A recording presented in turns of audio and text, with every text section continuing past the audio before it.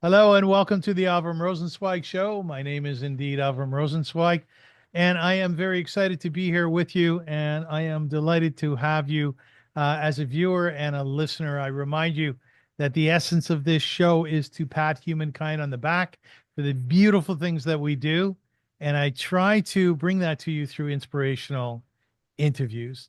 I am very lucky to have interviewed my guest today, Stephen Stoliar. Stoliar. It is, yes. Stephen Very good. Stoliar. Yeah, yeah. He sort of slapped me on the wrist. I pronounced his name wrong. And he, Thank you, Mr. Roosevelt. Mr. Rosenweig. So he was my guest a month and a half, 2 months ago, and we talked about his book, a marvelous book that he wrote called Raised Eyebrows, working for Groucho Marx for 3 years. I'm passionate about Groucho Marx and his brothers, and Stephen really brought that to life. So, firstly, welcome back. Thank you for doing this again. Happy to be back. I enjoyed it before, and this will either enhance that or negate it. Right, and we might end up just neutral. But Yeah. the thing is that, and I told you this, this is not being obsequious on the air. I told you that I have not interviewed somebody who made me laugh as much as you do. You make me laugh a lot. Ah, well, we'll Yeah. put an end to that now, talking about Nazis and death camps. Yeah, let's get all morose. But don't make me laugh too hard because I don't know, I'm Did you being, see the on the Golden Globes last night? She no. referred to Adrian Brody as a two-time Holocaust survivor What because is, of because he was in The Pianist oh, as, and then in the current movie where he's an architect, he's been cast twice as someone that survived the death camp. So they introduced him as two-time Holocaust survivor Adrian Brody. was that well taken? Was that well accepted? Yes. Can I ask you something? As somebody who's in Hollywood, who's written about Hollywood and so many different characters in that genre, in that industry, and so on, would you watch those shows? How are they for you? For me, I watch it at a distance. They're glitzy. Oh, this is exciting. Stars, the whole thing. What's it like for you? Well, I have felt increasingly obsolete as I don't know. It's like they'll show a montage of the arrivals and they'll say, well, the stars really came out tonight. And it's like, who is that? I don't know who that is. Yeah. Oh, I've seen him. I don't remember his name. I don't remember what it was in. So it becomes this decreasing number of films or TV shows that I care about because I either haven't seen them or don't watch them, but I'll watch to see how the host does, or maybe someone I like from something else will win something, or something unexpected will happen. There is, in terms of the Oscars, I am still the kid who sees it as a prestigious, meaningful thing and not the political.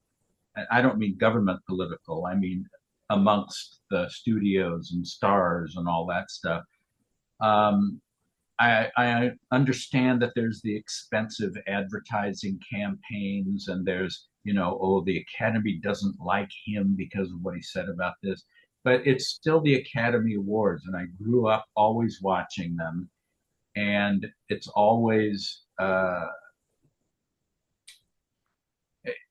even now it's still different. There's been such a proliferation of other award shows that it ends up getting lost, and people saying, well, it was long and slow, and it's like, you don't understand, they're letting us watch the ceremony of them saluting themselves. Mhm. And the fact that you don't care about sound editing isn't the fault of this show as a TV special. It's because you're watching it just, you know the People's Choice Awards or something, or comedy awards, where it's all about entertaining you, but not really like it was in the 30s and 40s. So it still means something to me, but I'll also not watch some of them, and I don't feel like I've missed out on anything. Aren't you a better writer than you were 15, 20 years ago? And why would you be obsolete? Because I'm just not into it's like watching Saturday Night Live. I used to hang on every word of every show and every song in the 70s and into the 80s. And now the host is someone I've never seen in a movie I've never seen. And the musical guest is someone I've never heard who plays something that I don't consider music. I'm an old fogey. Mhm. You kids with your yeah, yeah, yeah. I'm becoming that, but I accept that because I'm 70 and SNL is not aimed at septuagenarians. Yes. So it makes sense that I wouldn't get a skit or appreciate the music or something. So I just feel like, if I wanted to make the effort of staying up on all sorts of current things in entertainment, then I could pass myself off as, cooler or more in touch. Mhm. But then part of that includes uh, what's appropriate or inappropriate or acceptable words or subject matter. And then I end up getting hopping mad because I'm able to see it through a historical perspective and not have the knee jerk. You can't say that anymore. You can't say Oriental. It's offensive. Why is it offensive? It just is. People don't like that. Well, they liked it for decades. Who got up one morning and said it's a slanderous word? Mhm. You just can't. It's just better if you don't. So, I'm sort of content in my values and interests. And if other people don't quite relate to it, I still have friends who are vertical and sane Good. that appreciate the similar things that I Are appreciate. you busy? Not too, but I'm I'm up for grabs, Mhm. and still looking to. We hope this will be the year for the film version of Raised Eyebrows. It's still a Yes. matter of getting sufficient funding, but everybody who was attached to it is still attached to it. And Jeffrey Rush says that the good thing about the delays is that he'll need less and less makeup to play the old Groucho. We'll That's see. great. I accept that I can't control that. I have a say in much of it, but I can't, I'm not funding it. And so I can only handcuff myself to the roller coaster and S- continue the ride. So I interviewed Julian Schlossberg, as I mentioned to you, Ah, well-known producer, distributor of films, agent, all kinds of things.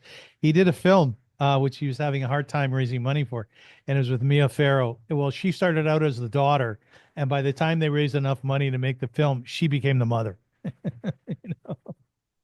oh, you mean of the project? Yeah, yeah, yeah, yeah.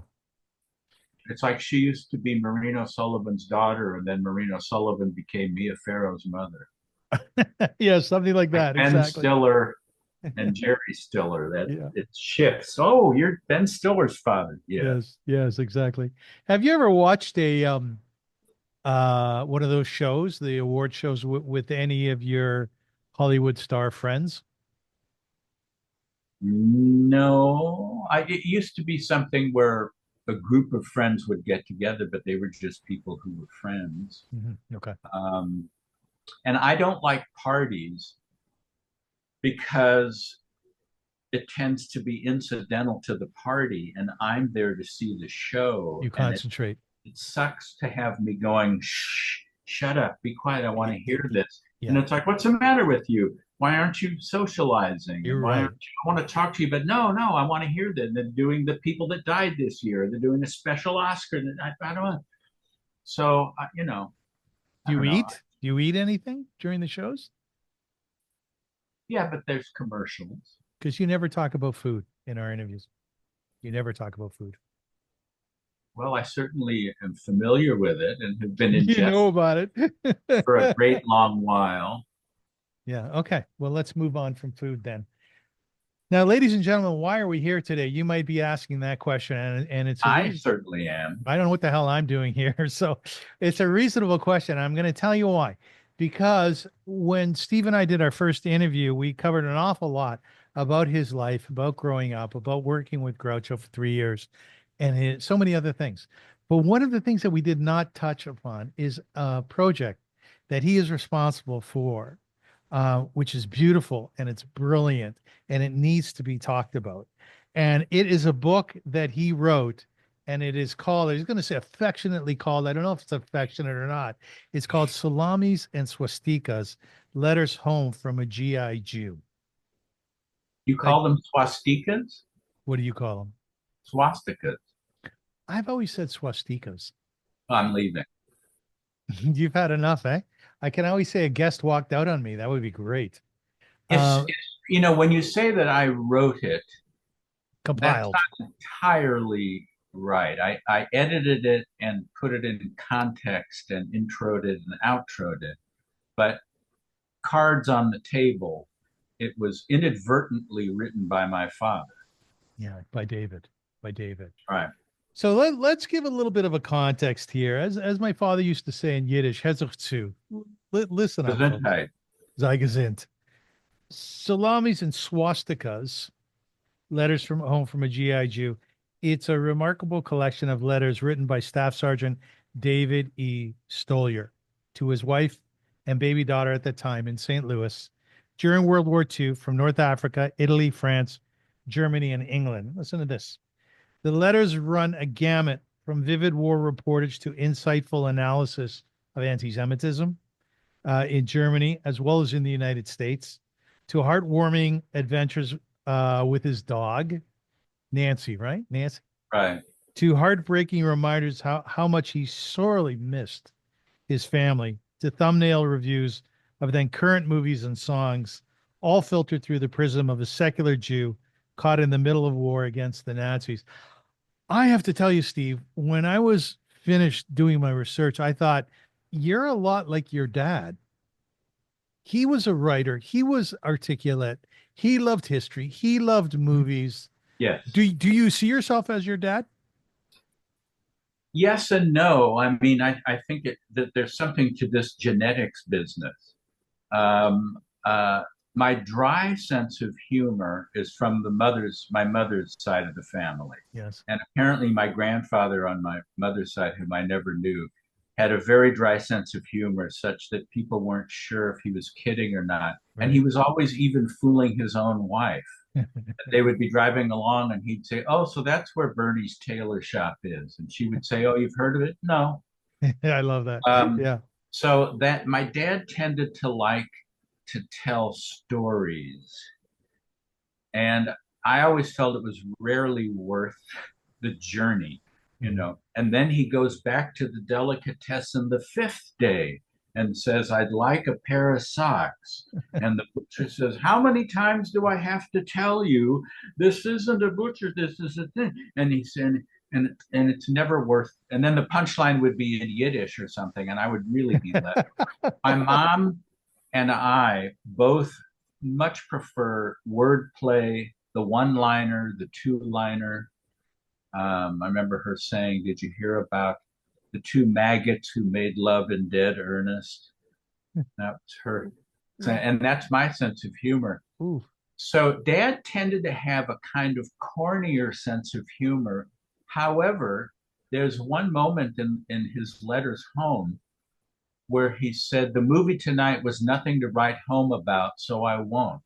And Yeah. I thought, that's the kind of thing I would have said too. How often does someone get a chance to be writing home when they say it's nothing to write home about? So Yes. he did get that. But yeah, he was interested in art history and the history of nations. And for him, in addition to the dangers of the war and just missing his family more than he could say, there was also a certain sense of adventure because he was getting this free trip to Europe, courtesy of Uncle Sam. And so, he had never been out of St. Louis, was our hometown. He had been a little bit to Canada, and that was it. He'd been to other states, but he'd never been out of the country really. And here he was in North Africa and in France, and he's seeing, the Palace of Versailles and the Arc de Triomphe, and Italy, and there's the Colosseum. and it's like, wow, this is where the Caesars were, and and yes, they were having to worry about being strafed or otherwise harmed, but in and around that, he's writing about the historical things he's seeing, and then in addition to that, a historical perspective on World War II as it's happening, because he's writing to my mother saying, when Carol, who is their toddler daughter, when Carol's old enough to study World War II in school, you'll be able to tell her what life was like on the home front, and I'll be able to tell her what it was like where the war was being fought. Mhm. And it's like, wow, you're able to pull back and look at this while it's happening and see it in those terms. There's a lot of political stuff throughout, either Roosevelt's reelection, Roosevelt's death, how elections impact Jews in America, anti-Semitism in various countries, the histories. He rattles off a lot of like World War I period world leaders and compares and contrasts them with the current leaders in England and France, and so you get this kind of cultural, political narrative running through it, even as he's missing the hell out of his family and uh, in constant danger. And this was something people are surprised that I didn't know this, but libraries are filled with things I don't know. I had always assumed that the people that fought in the European theater of war fought until the Nazis surrendered and then they went home. And the people who were in the Pacific fought the Japs until the Japs were defeated and went home. I didn't realize that all the guys in Europe Mhm. were on the edge of their seats, worried that now that they vanquished Hitler, they're going to have to go to the Pacific Ocean and fight snipers working for Tojo, and there's so many of the letters, even once the European part of the war is over, and my dad is saying the latest rumor is we'll be able to go home, the latest rumor is we're going to have to go overseas. Now they're saying we'll get to go home for a little while. I don't even want to do that because I'll never want to leave if I see you again. I'd rather just go straight to the Pacific and not have, and he's thinking out loud on paper, and I didn't realize that there was that threat, that until the atomic bombs were dropped, which was controversial then and is more so now in retrospect, but it did bring about a swift end, and provided an answer to, am I going to get shipped overseas to have to fight the Japs now? Yeah, he wrote that in the in one of his letters. It was heart-wrenching. It's even more heart-wrenching to hear you talk about it now. The idea that, oh, I'm going to come home, I'm going to see you, and then they're going to send me back to fight the war. You never really think about what these young men went through. Now, your dad was about 30. They call him the old man because everybody he Yeah. fought that were in their 20s. But imagine that, Steve, going to Europe, leaving your family behind, fighting. Like in one of the letters, he wrote about how his Jeep was strafed Yeah. by bullets, Luftwaffe. by the Luftwaffe. And you're thinking to yourself, my God, what a departure from living in St. Louis and going to a Cardinals game. Yes. But then he was lucky enough to be hospitalized once when there was the World Series was between the two St. Louis teams, the Browns and the Cardinals. Right. Now, I mean, Dad would have killed to have attended one of those games, because how often is it that your hometown is both teams? Yeah. And of course, he figured he'd just have to deal with newspaper accounts of the previous night's game, that sort of thing. But because he was in a prison in Italy, not prison, sorry, Dad, he was in a hospital in Italy, um, they were able to pipe in live coverage.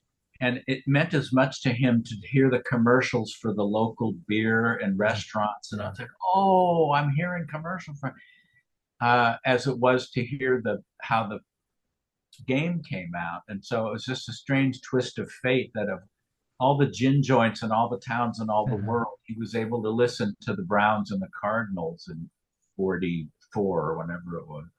Nicely said. Now you got excellent reviews from some of your friends. Dick Cavett said that Steve Stoliar's book is richly satisfying reading. The book's heart is priceless and fortunately preserved collection of his soldier father's personal letters home from World War II. Woody Allen wrote, I found the book very entertaining, full of good stuff, sad as can be, and it was, and eye-opening as to what it was like to be shipped thousands of miles away from one's wife and child to have to fight missing them, which for me would be as hard as fighting Germans. What I find really compelling is the genesis of this whole project. There were about 500 letters, I don't know, 2,000 pages, something like that, because they weren't only one-page letters. No, He typed out many of them. And where were they for all those years? They were sitting in your garage in a binder, right? bind in a number of binders. Uh, there were two things that Dad had left over from the war. One of them was a scrapbook of photos and little paper souvenirs like people's phone numbers or menus or things like that, but mostly snapshots that he Mhm. took. And then there were these binders filled with either tiny, hard to read handwriting, or because he was in charge of requisitions, he had access to a typewriter. And so there are pages and pages of single spaced typing. Um, and I couldn't just feed it into the computer because I needed to be able to edit stuff out, and the handwritten ones, it wouldn't have known what to do with them. So I had to sit and type all of these into my iMac, and I wore out the A key on my keyboard. It's frequently used because A is frequently used. So it was Yeah, starting to yes. wear anyway. But halfway into typing the letters, I started hitting the metal core underneath the plastic cap, sort of like going through a molar to the root or something, and had to order a new A key from Oh, Amazon. Um, the Neither my sisters nor I ever had much of a desire to look through the letters. Um, I think it was a combination of who wants to dig into such a concentration of words, no pictures, no, a picture and a caption kind of thing, just every day. And the other thing was, I think we must have sensed that it was kind of prying. It was none of our business. These were letters that this man was sending to his wife, whom he loved dearly and missed dearly.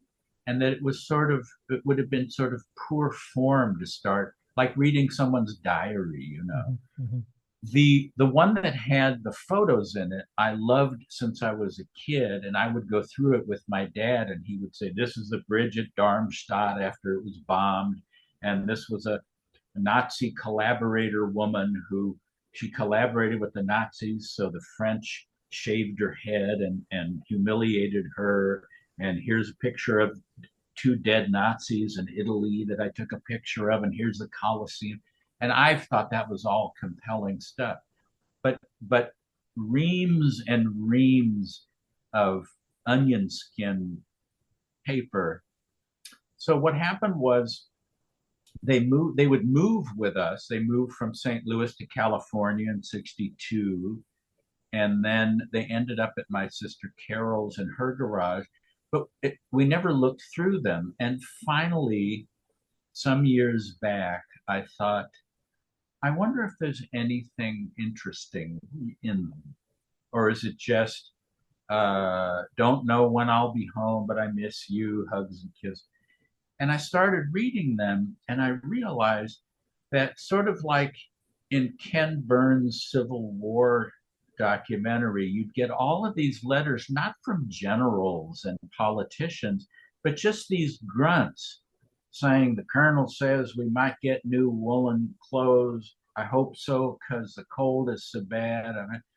And it brings it to life. It's like Yes. instead of just 1863 and Vicksburg and all these names and dates, here is what life was like. And Dad's attention to detail Mhm.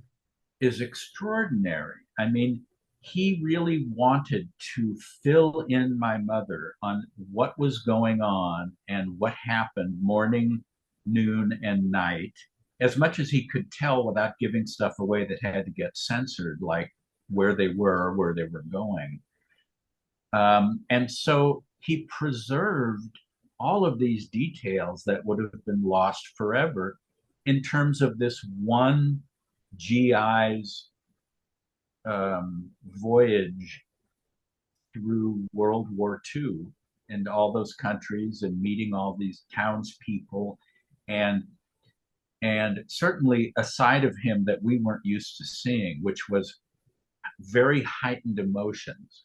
Because Dad was a very middle of the road guy. If I said something like "I hate the sauce," he would say, "I don't think you mean you hate it, Steve. I think Yeah. you mean Yeah. you don't care for it." Yes. He was Yeah. always trying to kind of shit. And I never heard him say, "Oh, I loved that movie. Oh, I love." You never hear the L word. You never heard the H word. It was always, it had some good things, or I didn't care for it, or something. Well, his hatred for the Nazis Yeah. It's palpable. started at 11 on a scale of 1 to 10 and escalated drastically as the depths of their depravity and cruelty became known to him. And so when he would see groups of captured Nazi prisoners going by, he would say, "It's all I can do not to grab a gun and shoot them in the head." And it's like, now it seems like, oh, well, that's inhumane, and that's not what we do with prisoners. But you have to understand the fury uh, of of that the GIs had towards the Nazis, and the same thing with the Japanese. You know, the the sting of Pearl Harbor reverberated through the whole war, Yes. and so now we're friends with Japan and have been for decades. But there was a time when their uh, assignment was to kill us. That they were trying to and succeeded in killing many of us, just as the Germans were. And then it was interesting hearing Dad write about the Italian prisoners because they were sort of reluctantly on Hitler's side because of Mussolini. And Dad would talk about sitting with the Italian prisoners watching a movie in camp and thinking, just a few months ago they wanted to kill us, and now here they are. So he Mhm. had an interesting perspective on the Italians, much different than the Germans, who he just wanted to. There was one, well, I think, amusing story where in Germany his unit was stationed in what had been an old filling station and garage, and there was a man in a uniform with a thick European accent that came in and asked Dad if there was someone there that could help repair a car. And Dad, assuming the guy was like some former Nazi, was really short with him and said, "No, we can't help you. Get out of here. We can't." And later on, Dad was somewhere and there was a ceremony, and the ambassador from Switzerland came forward, and it was the guy he had thrown out of the Ooh. garage, Ooh. thinking he was a Nazi, Ooh. and he ended up apologizing, and the guy laughed it off and thought it was fine. But Dad thought, "I'll be damned if I'm going to lift a finger to help you bastard." Yeah, your dad was appropriately very angry. Like at one point in time, he was in Germany and he saw Christians going to church, and his response was, "Oh, what are they going to church for? These are the same people who voted in Hitler." Right. And yeah, he had What do they no, worship? How can they how worship can they God worship? Right. and put him? And that was around the time that newsreels and photographs of the liberated death camps started coming out. And he was pleased that they were being like plastered on bulletin boards for the villagers to see. It's like, this is what you are all responsible for, the Yes. banality of evil, Yes. the idea that it wasn't just camp commandants and Hitler and Himmler that you look to, but to the people who gave their rubber stamped okay on his rise and all of the Kristallnacht and everything else that happened, and the camps, and it's like, see what you did, Yes. look what you caused to happen. And it's like, you can't blame him when you read these letters. Um, I think somewhere back there you would ask me about the title. Well, Um, I want to ask you about the title, but before I do that, because I do have a yes, sir. question about it. Yes, sir. By the way, there have been a number of books that have been written which are predicated on letters from the front, if you will. The letters of Private Wheeler, a soldier of the 95th Regiment in the Peninsula War, is one of them. The Civil War and Narrative, also predicated on letters from the front, and Love and War, Personal Exploits in the First World War. The Love and War really strikes me because, in essence, when one reads your father's letters, he adored your mother, and one of the letters, one of the first ones, the PS was, "And I love you so much." That was the PS. Well, and I thought that was very interesting. He put that as the PS.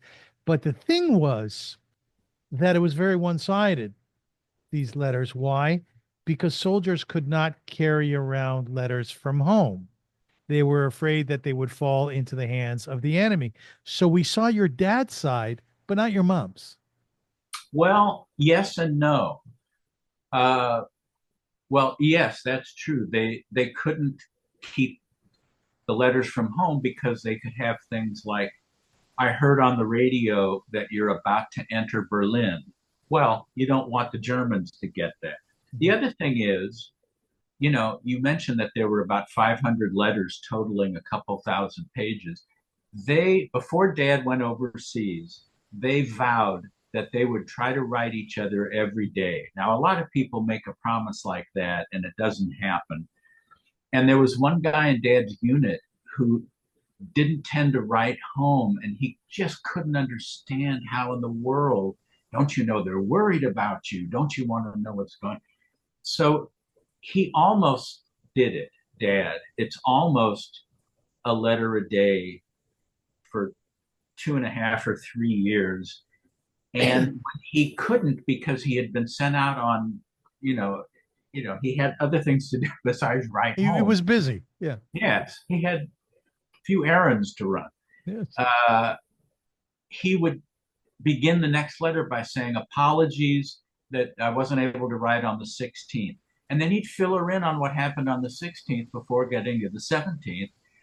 And because he addressed specifics from her letters, you get a sense of what she is either asking him about or telling him. Yes. True. True. He's worried, when baby Carol has a cold, he's freaking out because he can't tend to her from halfway around the world. Plus the knowledge that she's probably okay now because it took 2 weeks for the letter to get to him, on an ocean line, in the hold of an ocean liner, and then distributed in Europe and getting to him. News is necessary. We're so used to instant and 24-hour live coverage.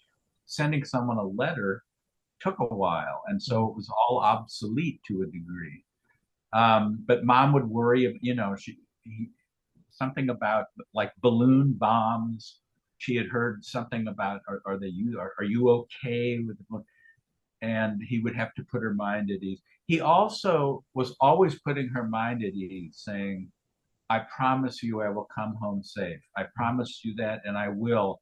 And then a few weeks later, he'll say, by the way, now I can tell you that a bomb dropped and shattered the wall near where we were standing, or there were torpedoes on the ship when we were coming over from the mainland. Or and it's like, if I were mom, I would never believe him when he said I'll be fine, because Yes. then later on he'd say, well, I said I was fine, but I suppose I should tell you Mhm. that. But anyway, it really brings it to life. And people have said what a wonderful gesture of love, what a wonderful tribute to your father that a son would do. And it's like, that's nice to hear, but that was not my primary purpose. It wasn't the last reel of the jazz singer where Good the one. old man hears his son sing the. I know much more about Cole Porter than Cole Nidre, so it wasn't like that. That's a But great line. that was sort of a a side thing. Yes, there was showing people interesting things that my dad did and having a tangible published record of it. But that, if it was just a thing for the family, it would have been a little vanity project. And I would never have agreed with myself to sit down and hammer out hundreds and hundreds of pages, with all these details and dates and names, if it was just something that I thought our family and our cousins would appreciate. I was looking at it from a historical perspective because I've always been passionate about history, ancient history, and medieval and Renaissance and all that. And like I said, it is not dissimilar to those Civil War diaries where it's just this one grunt in Fredericksburg talking about how cold the winter is and how much hopes that the farm is still there when he gets back. And so that's what I thought gave it value. Something, because not everyone that reads the book is going to know me and certainly didn't know my dad. It has to stand on its own as a Yeah, narrative. good. Mhm. And and I just wasn't sure, but I sensed that there was, interesting stuff here to people who were interested in World War II, um, Judaism, the Holocaust. I think it's something of a plus that Dad was a secular Jew because you see him being more involved and caring more about his heritage as he gets deeper into it. Because, he, his neither of his parents was particularly religious. His grandparents were Orthodox, but neither of his parents were, and he sort of carried that along too. Would go to temple on Rosh Hashanah and Yom Kippur. They would have Passover dinner. The cultural, the foods, and the occasional holidays. But in terms of deep religious feelings and connections to Judaism, apart from the fact that their friends tended to be Jewish, um, didn't really it didn't seem to be a major filter for Dad to see things through. So it's interesting to read him starting to care more about it and attending. There's a remarkable photo of him eating a matzah at a Passover Seder in a bombed out synagogue in France in 1944. And it was just because a photographer from Stars and Stripes happened to be there and took the picture, and the negative was damaged. So Dad got to keep a copy of the print, and otherwise it would never have seen the light of day. I'm thinking as you speak, is this a love story with historical content, or is this really a book about the history of the war through the eyes of an individual? Well, the answer is obviously yes. It is both. I mean, the palpable yearning, longing for mom Yeah, and to yeah. see, and his baby was growing up, and she would send him photos, and he wouldn't believe how big Carol was getting because in his mind's eye she was still 2, and all of a sudden she's singing songs, and she's making little drawings for Daddy, and it's just killing him. to not be a part of that, to have, mom was only 22 or 3 when dad left, and Carol was a toddler. And then you pick up the tone arm on the record player. You can Google that if you don't know it. And set it down 3 years later when he comes back home and has to readjust. I obviously there was no reason for him to continue writing her once he had returned home, but I wish, he was gone when we got around to reading these letters. There were unfinished things, that I would love to have asked him about, like what it was like readjusting to civilian life. I was going to ask. Yeah. I remember my mom telling me that he was embarrassed to undress if Carol was around because he it, it, they felt like such strangers. It seemed improper. Although when she was a little baby, he didn't think anything of changing clothes if she was in the room. So we don't know about that stuff, but we sure get a day by day menu and the movies.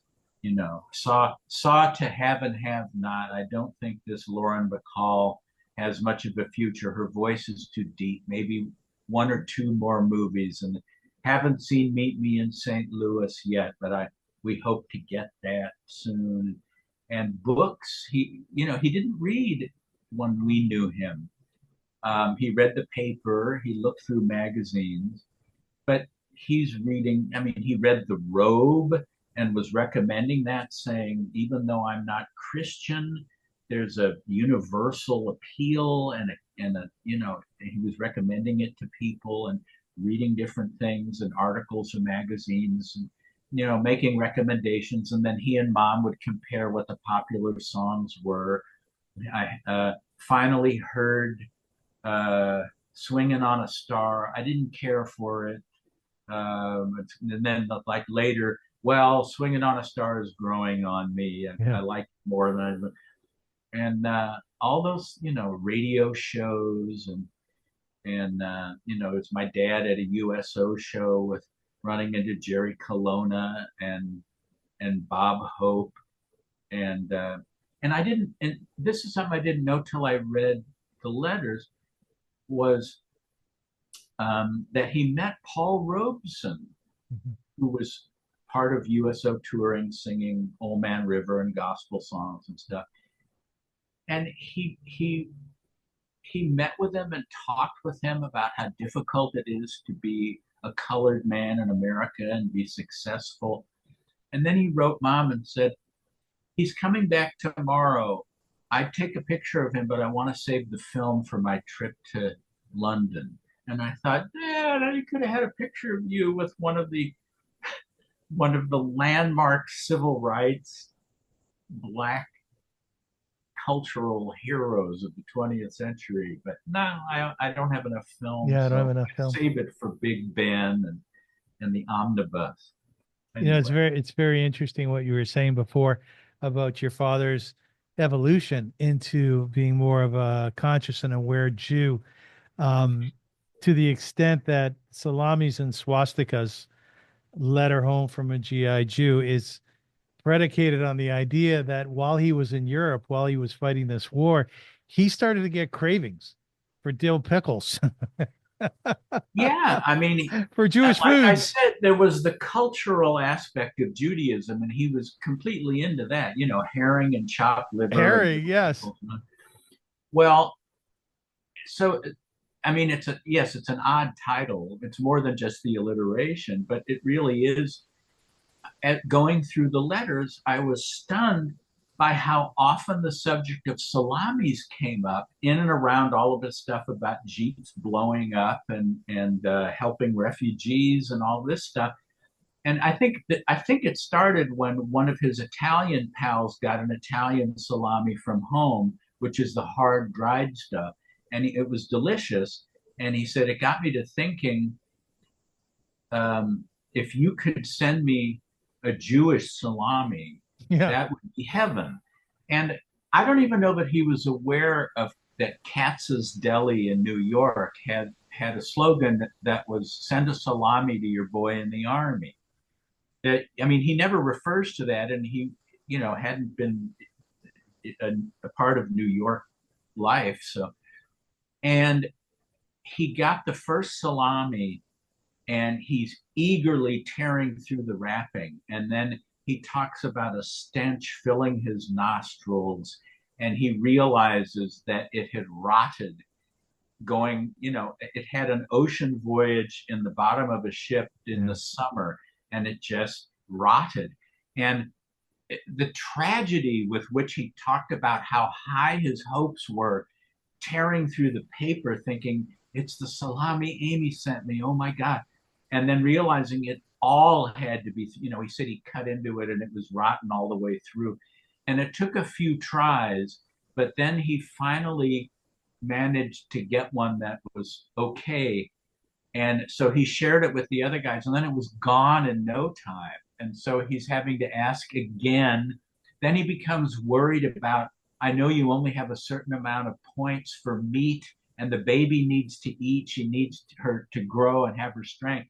So maybe we should hold off on that. But if you should see one and want to get one and send it to me. And then he's asking about pickles. And then it gets to the point where he's he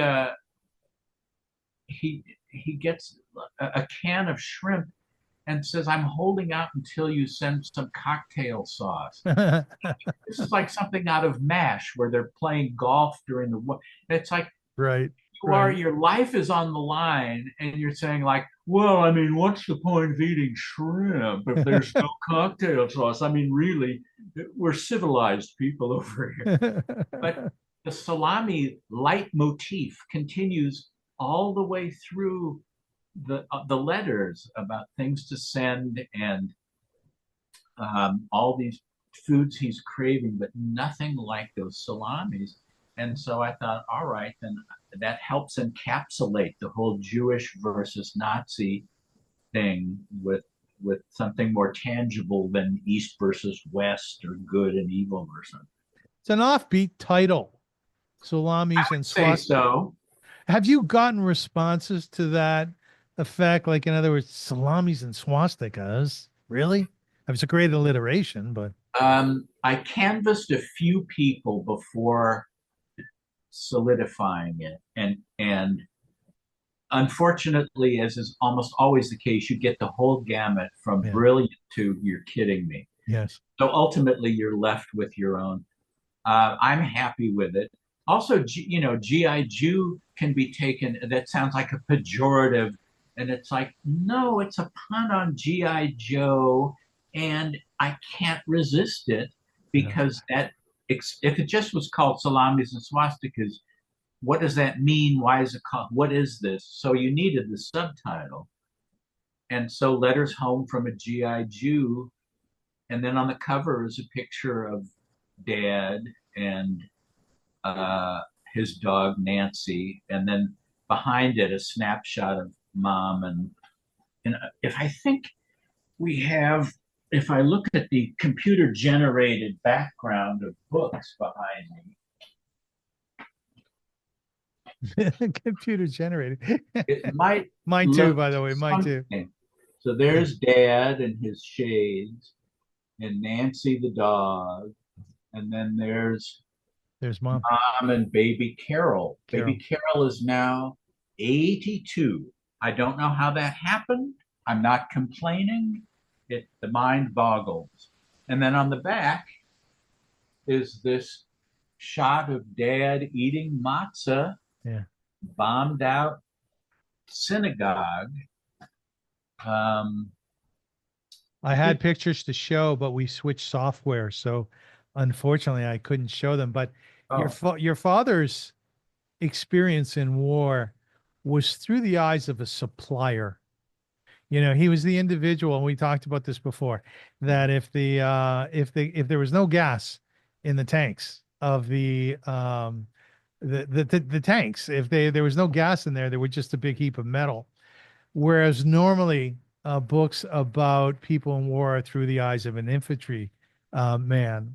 But here, and the genesis or the beginnings of his understanding of supplies is actually very cute. It's very Jewish. He loved your mom's parents. He loved them. Yes, And he he wrote didn't a, have he had bad luck with his own, he did. and has said that they were much better parents to him than the ones he was born to. He actually wrote them that in a letter. Yes. And so what happens is his father-in-law takes him into the business. You want to tell us about that? Yeah, well, and it's again the cliche. My maternal grandfather started Henry Schwarz and Company in downtown St. Louis, dry goods. And then when Dad married Mom, he and my mom's brother Joe were part of the company, and so I mean, it's such a cliche, the patriarch takes in the son-in-law in the family business. It is a cliche, yes. But that's what Dad came home to. And I'm sure he would be flabbergasted that I was able to make a book out of this. And in fact, um, in one of his early letters, he wrote, "Mom, I don't think my letters are any better than anyone Right. else's. Thanks Right. for the compliment." He would have certainly dismissed these as just, love letters with news on what he'd been up to. I mean, similar to, we had fun in camp today. We swam and we had tuna casserole for lunch, and I did archery, and I can't wait for Visitors Day. I don't think he would have seen any historical importance, but because, as I say, I have that historical gene that gives me distance to see things objectively, I respectfully disagree that his letters aren't any better than anyone else's, because I really think the emotion, the attention to detail, the Mhm, little mhm. side stories befriending the Moujon family, and Janine, this young French girl that's fallen in love with a GI. And Janine's mother asked Dad for his advice on whether she should marry him. And then they ended up getting married. And then I connected with their son, who was sort of blown away by the fact that my dad figured at all into his parents getting married. Mhm. Um, it was a really cool, like, postscript in the book about connecting with this guy. His parents were both gone. My parents were both gone. Yes. But yeah, it was just so I like to think, and the people who've read it have said they liked it, and I don't think we're just humoring me. The people on Amazon certainly don't know me. But I do think you don't need, first of all, you don't need to be Jewish. And second of all, you don't need to have a connection to me to appreciate this. It isn't like watching home movies of a trip to Yosemite. Right, right. Um, You could appreciate it from a historical point of view. And one of or it's like home movies of a trip to Yosemite during a forest fire. yes, that's the metaphor, the comparison I was thinking of. But what I thought was very good of you is that you were very loyal to the verbiage, to the communication, to the words at that time. We don't say Jap in reference to Japanese today. We don't No, use we use it for for Jewish American princess. princess, It doesn't yes. offend anyone. We don't even do that much. But I the nips, Yeah, Nips, and the Jerrys and the Krauts. You know, it doesn't mean that Dad was a racist right, or right. referring to colored troops. Colored, well, colored wasn't the N word back then. And Japs, first of all, like I said, they bombed Pearl Harbor and were out to kill us. So the idea of using respectful names, I mean, if you look at the posters from World War II, then they've got, Japanese soldiers caricatured as rats crawling out of sewers, and but that's all part of the propaganda of warfare. And it's very easy to look back in retrospect and say, that's one of my pet peeves, is retroactive political correctness.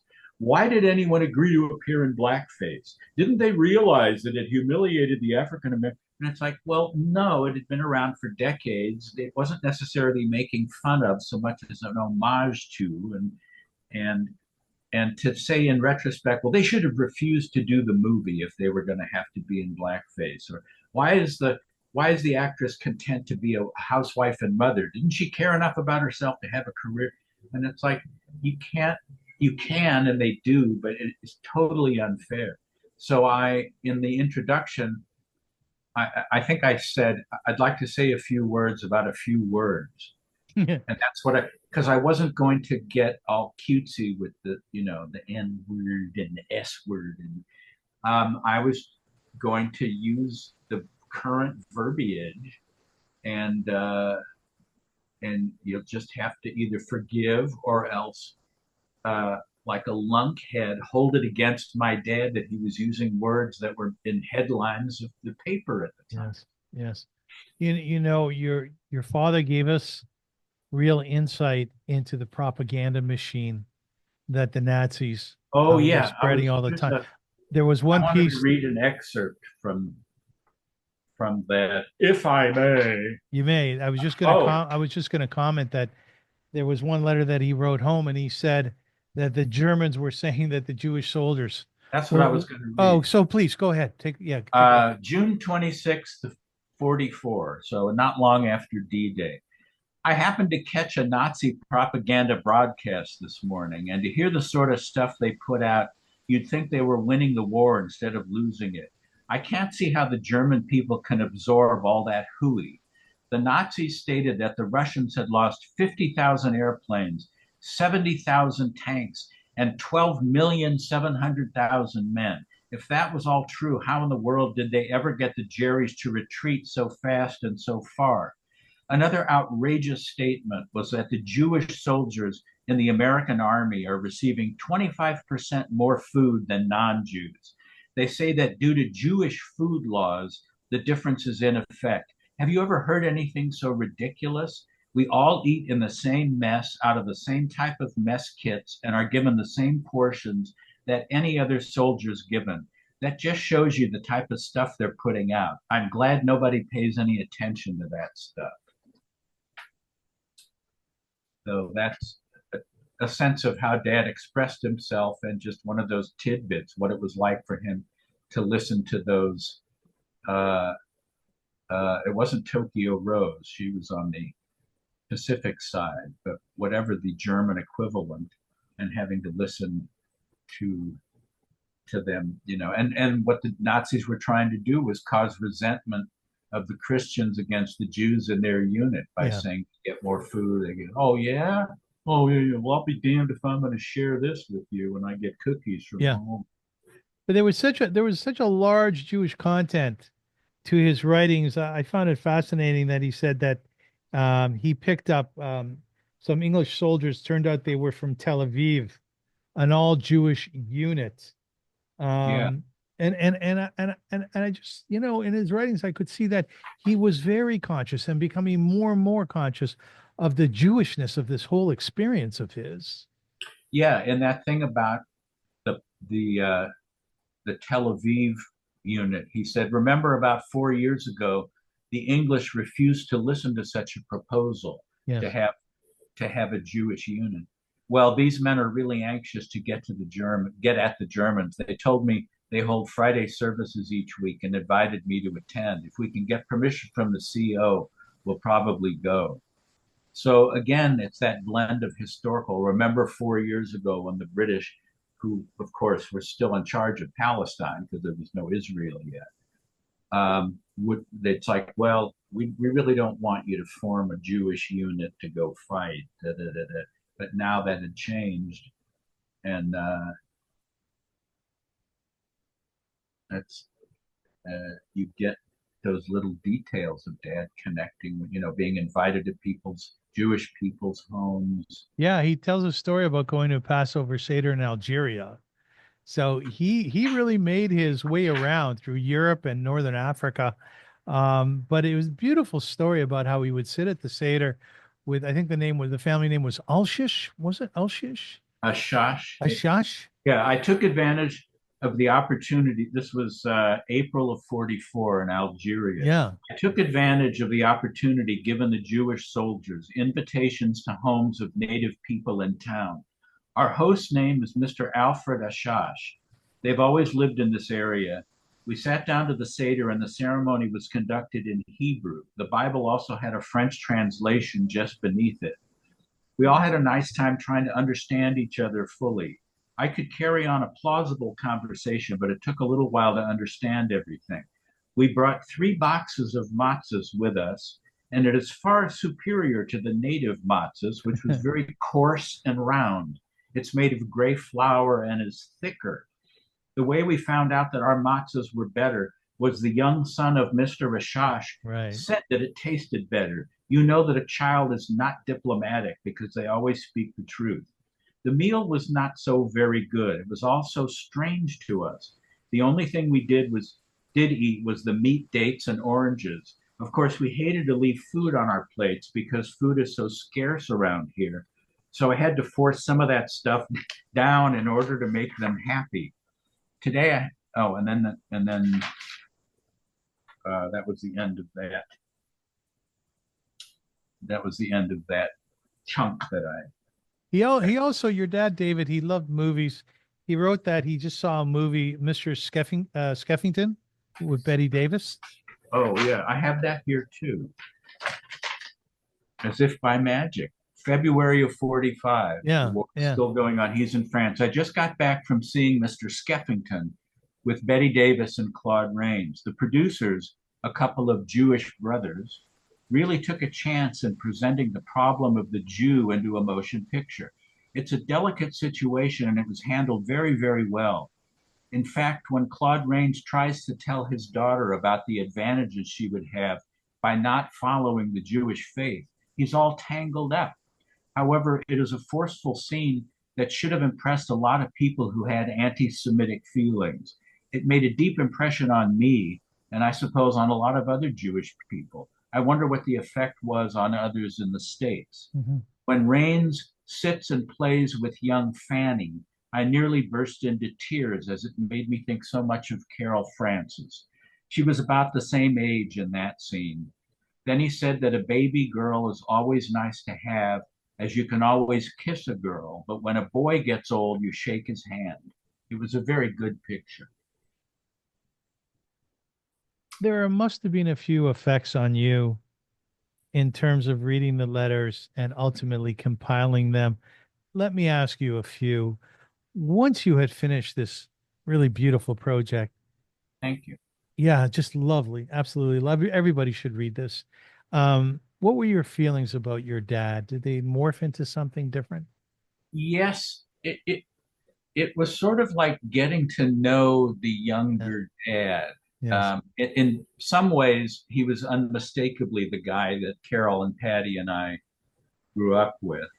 And in other ways, we were surprised by the passion and the hatred for the Nazis. And and Carol in particular, um, she only knew mom and dad, when they were in middle age, and it wasn't that passionate. Um, and it really came through for Carol how passionate their love was and how much Carol mattered to dad. Because again, he was not a demonstrative person. He wasn't given to strong language. And so to hear him just aching over missing out on Carol and how impressed he was when mom would say she knows how to sing this or count this high or something. And so we got this side of dad that we hadn't seen in real life. But it was, as I say, it was frustrating having completed it that I couldn't say, Dad, I still have some questions about the. There's one letter where he said something like, I witnessed something today that I can't write about, but I'll tell you when I get home. Mhm, mhm. Lost to the ages. I have no idea what that was. But Was your father? here's my cat, Oscar. Oh, hello, Oscar. I wish I could bring my cat Jack over. Hello, Oscar. Lovely cat. Okay, thank Let me ask you this. In your eyes, as a younger person, as an adult, as an older person, is your father a hero? Is your father in your eyes a soldier? There's so many other elements of, I mean, like so many sons, I was forever seeking dad's pride and approval Yes. and forever hungry for it. The dedication of the Groucho book, Raised Eyebrows, was to dad who worried that I was neglecting my studies. And Right. that was sort of an affectionate dig because, again, I was always trying to impress him and it just seemed to fall short. In that case, I had S.J. Perelman had stopped by Groucho's on his way back from one of his around the world jaunts, and I was able to stay and meet Perelman and listen to him and Groucho talk. And so I came back to my dorm room and I thought, I've got to call somebody. Somebody, I got to tell them. Yeah. Dad will know. Dad will know who S.J. Perelman was. So I called him up and I said, I have just had dinner with Groucho Marx and S.J. Perelman. And he Mhm. said, yes, but are you neglecting your studies? That's what he said. And it was just, you know, That's what he pop. said. The first thing I ever sold that I wrote was when, I don't want to say this with Oscar nearby, but was when my first cat died. Yes. And I wrote a short story about that called Journey's End. And I sent it to Cat Fancy magazine and they published it. And I think I got $25 and two free copies. But the point was, complete strangers read something I wrote and felt it was worth publishing and paying for. So at the time, I was looking to get a new used car. And dad called the day I got that letter. And I said, listen to this. We have read your manuscript entitled Journey's End and have agreed to give 20, and two free copies. And dad said, well, it's a start. Yeah. Anyway, there's a fellow here selling a Camaro. If you have a pen and paper, you can write down and Yeah. so I, there was a lot of Ah, resentment that I wasn't accepted for myself. The strange thing is, I was 15 when my mom died at 49 of cancer, and dad lived into his 70s. But I always seemed to have father figures that I gravitated towards growing up because they were people that seemed to appreciate me for me and not for what they felt I should be. I don't think dad ever accepted that I didn't care about sports as a participant or a spectator. I never cared about business. All those traditional male things. I was into art and music and uh, ethereal, intangible things. And, even when I was into collecting fossils, dad was trying to push me towards microfossils because they're needed by oil companies to locate oil because of microscopic fossils. And I'm thinking, I don't want microscopic fossils. I want dinosaur bones and dinosaur teeth and the big stuff. So I would meet men. This sounds like it's sexual adventure. It's nothing sexual. I would well, meet Groucho saw you for who you were. Groucho got me for me. Yes, Yeah. he Yeah. appreciated the fact that I was into the stuff he was Yes. Yes. into. And there've been other people that I've just preferred to hang out with because they weren't judging me and pushing me. So I softened in some of that bitterness in doing the book because it there's so much of it that's so sweet and also powerful that I really liked this guy a lot. And it kind of took some of the edge of the dad that I grew up with off. Well, Again, that's not that was Oscar's tale. I That love was Oscar's not Tale. Angel of Death passing Sounds over. like a book, Oscar's Tale. That's right.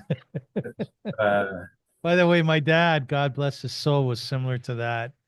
I saved someone's life in Mexico in Guadalajara or in Mazatlan. I'm sorry, he was drowning. Swam out there, saved his life. It was perilous for a moment. And I was so shocked. I didn't know what to do after saving someone's life.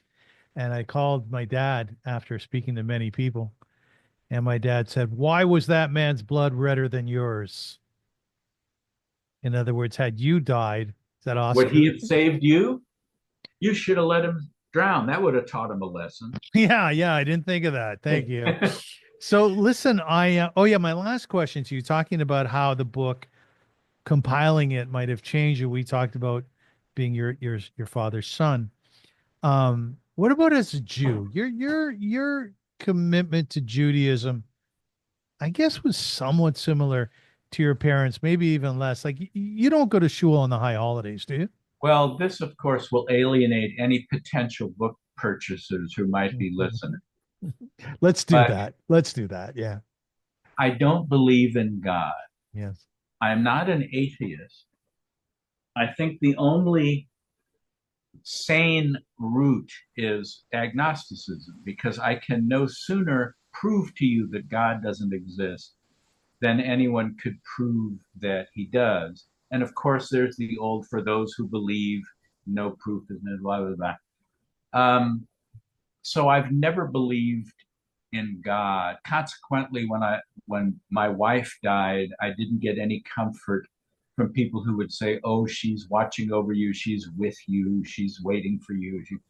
Actually, one person, one it was a cashier at Ralph's grocery store, said, "Well, in time you'll be reunited with her." And I said, if I really believed that, I would probably have offed myself by now because the agony of the loss is so acute that the thought of our souls living forever, skipping across clouds would be much more inviting than waking up every day and saying, "Oh God, she's still gone." Um, Yes. Yes. I went to Saturday school, religious school. I did very well. I wasn't bar mitzvahed. My mom asked me if I wanted to be bar mitzvahed. And I said, "What happens?" She said, "You go to Hebrew school for a couple of years, and then there's a big ceremony and you get presents." And I thought, well, I'm already going to religious school and I get presents for my birthday and the holidays. And neither of them said, "But we would appreciate it if you would." It didn't really matter to them either. I am certainly culturally Jewish. Many of my heroes are Jewish, but then many of my heroes are Goyim. Good. Robert Benchley, James Thurber were not Jewish, but then you get Groucho and George Kaufman. Anyway, culturally, I like deli food, but I don't. Uh, I generally speaking, each Yom Kippur, I'm hard pressed to think of what I need to atone for. How's that for arrogance and thick-headedness? Yeah, very arrogant.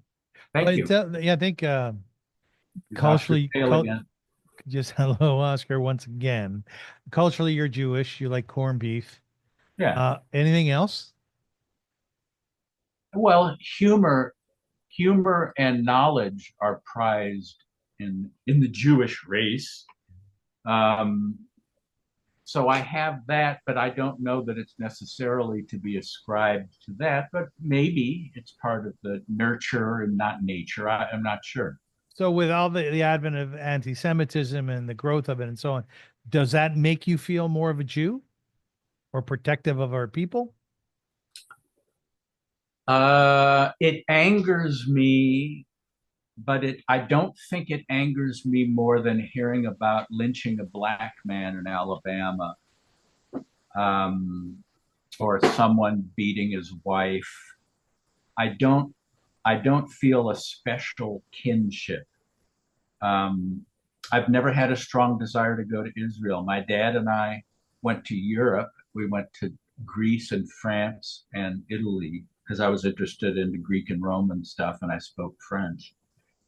Um, but I don't feel that my roots are in Israel. Um, I mean, if anything, they're in Russia and Czechoslovakia, where my grandparents came from. Um, I don't know how that. I don't know how to dig myself out of this, nor if I want to, because No, no, I'm no, simply being honest with you. no, no. Don't dig I can't yourself out. I want to fabricate know. I feelings want to I know don't. the truth. I All want to know right. that.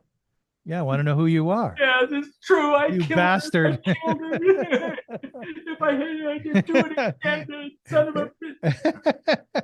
And here I was going to offer you the chief rabbi position of California. The third degree. Yes. Yeah, I was talking to Julian Schlossberg yesterday. I told you this, great producer, Yes. and I said, Julian, have you ever been in Israel? He said, no. I said, do you want to go? He goes, no, not really. So I I think would rather go I to might Egypt. take. Eh? I would rather go to Egypt because I care more about the pyramid. I mean, the Hebrews weren't able to make sculpture of people's faces because it was a sin or whatever. And I Imaging.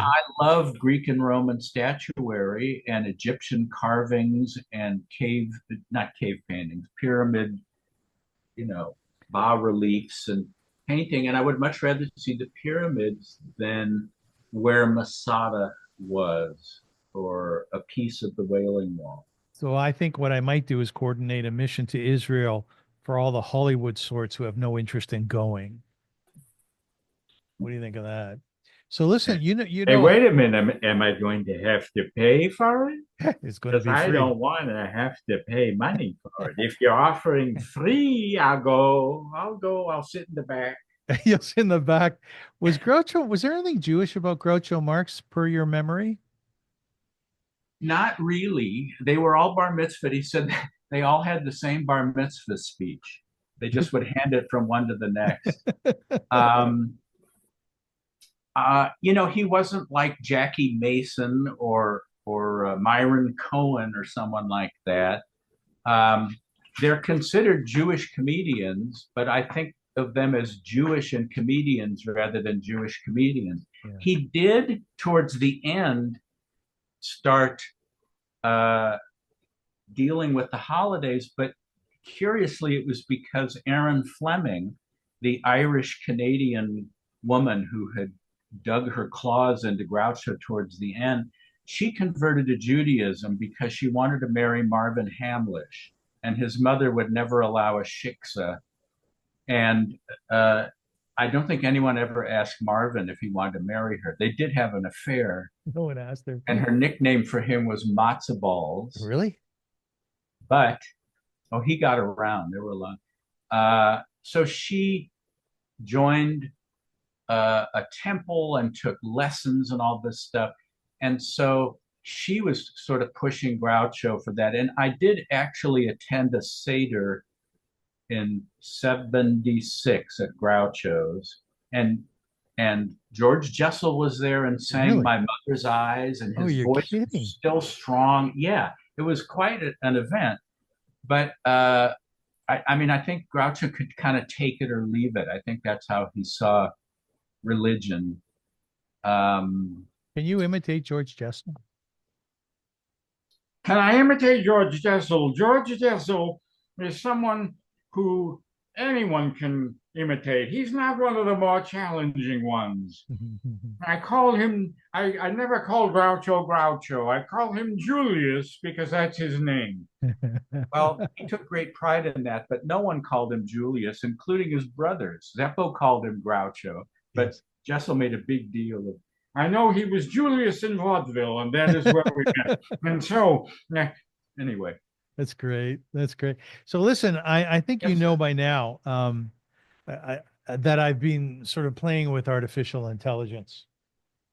I resent that. I resent Oh, it you're not too. talking about me? No. So what Oh, I've done is I've asked artificial intelligence to write a poem, ode to David Stoliar and Son. It sounds like a garage, doesn't it? David and Son. yes. And it goes Yes, something it like is. this. Yes, sir. Thank you.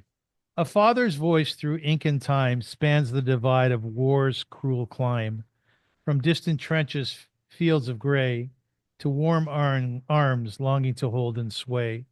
Steve Solaire's eyes through pages turned to see the man who fought and yearned. Swastikas and salamis he wrote in letters filled with pain and hope, a soldier's heart both torn and true. Fighting battles old and new, from Europe's soil through smoke and night, he tells of battles losses, and affright. Each word a cry, a weary plea for family, home, and liberty. Through horror songs and silent tears, a soldier's love fights through the years. His dad, a man caught in the fray, a secular Jew who lived each day. From war's stark edges, vivid sights, to daily longing for the lights of home, of warmth, of skies above, and the soft whispers of his love.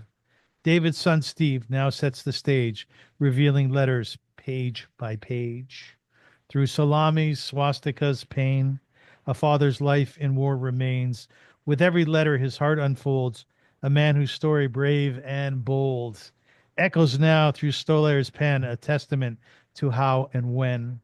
The darkness met the light of soul, and in the letters made us whole, a bridge between the past and now, a father's legacy we avow. Through war's dark haze his letters gleam, a soldier's love, a haunting dream. So we read his words, so raw, so bright, a legacy of strength, of fight, from swastikas to salamis bold, a story of a life retold. Wow. Did you like it? Quite lovely. Yeah, that's AI. Now let's see what artificial stupidity comes up with. AS. And art, yes. I should shameless plug. So Salamis and Swastikas is available in book form and Kindle on Amazon. And if you would like to get a copy signed and or personalized by me, you can order it from my website, which is Steve Stoliar, STOLIAR.com. Aren't you glad I didn't say Burma shave at the end of the poem? Yeah, thank you for saying that. Yes. Yeah, I would never even think of doing that. No. No, it was really quite nice. I'm kind of missing Oscar's tail as well. So he's in the next room foolishly thinking I'm about to feed him, which I am. Yeah, cats are interesting. They'll go to the next room. I have no idea why. But no, they know why. We don't know why. Okay, fair enough. Look how Jewish you are. So you're like mystical, you know? Maybe not. Zeitgesinnt. So I want to conclude this. I really, really want people. You have such a nice smile, Steve. I really want people to buy your book. I really do. And I do because there's so many. No, I shouldn't. Let's go to break. Let's go to break. Yeah. Ixnay. No. I love the book and I love what it represents. Firstly, a son to a father. I had a really hard time with my dad in life, but if I can honor him somehow through what he said, through what he did, his beautiful acts of kindness, then I want to do it. Steve actually did it, and his sisters were helpful with it. His family was helpful with it. Yeah. You even credit, by the way, in the intro, I think you credit Woody Allen, who read it and who listened to you.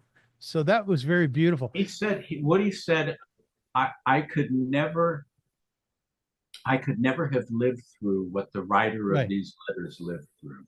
Right. Extraordinary. And again, this is not the story of an infantryman, using the bazooka to clean out a nest of machine gun Nazis. This is a supply guy, but the anguish of missing Mom and Carol and the uncertainty of if he's going to be sent to fight the Japanese or whatever has a universality to it, and that came through in the emotion.